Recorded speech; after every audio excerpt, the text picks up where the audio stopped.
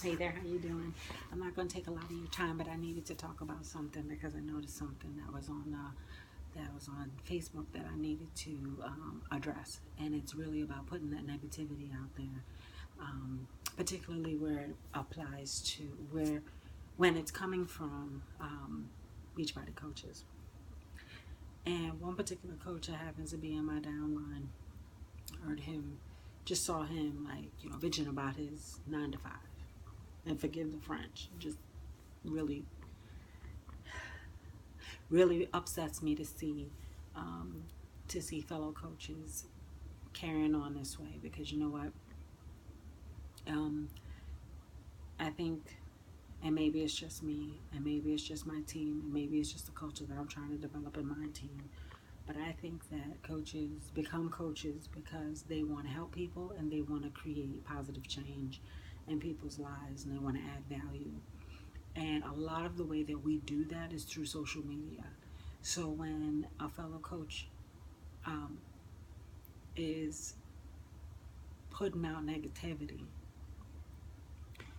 on social media, it disturbs me, because you know what I think. I got a 9 to 5. I got a 9 to 5 while I'm doing while I'm coaching, and I have frustrations, and I deal with them in my own way and everything like that. But you know what? I use that valuable social media space to, when I'm, especially when I'm feeling particularly frustrated on a day, to to put some kind of positive vibe, even if I am telling a story about my day, and I'm talking about something that happened during that day. I also want to use that space, because we're human, we have those challenges, but I also want to use that space to say, what was the lessons that I learned? How did I resolve the issue? And how did it make me a better person?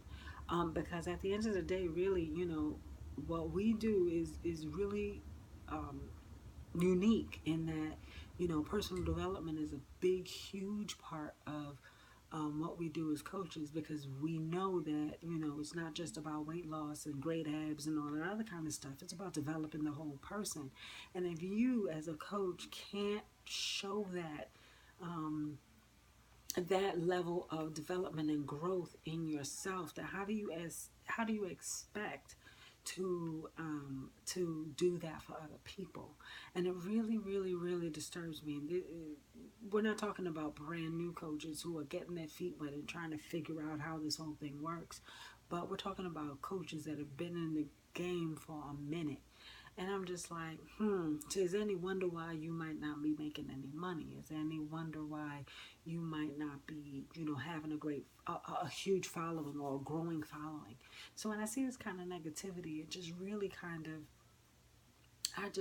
it puts a bad name on all of us. And I think that as coaches, we have a responsibility um, um, to just you know, put out the best of you humanly possible. I'm not saying be fake. Like I said, I know I got a 9 to 5 myself. I've got challenges. I've got things that I deal with on a daily basis. I deal with negative people. I deal with negative situations every day. But the most important thing that I think that you can bring to this space is, okay, I experienced this bad thing, but what did I learn from it? How did I grow from it? How did I learn to resolve this issue? Maybe I don't need to be around those negative people, or whatever the case may be. I think you still have a responsibility to put a positive spin on that, because there's a lot of people who criticize what we do, and a lot of people who tend to think that we're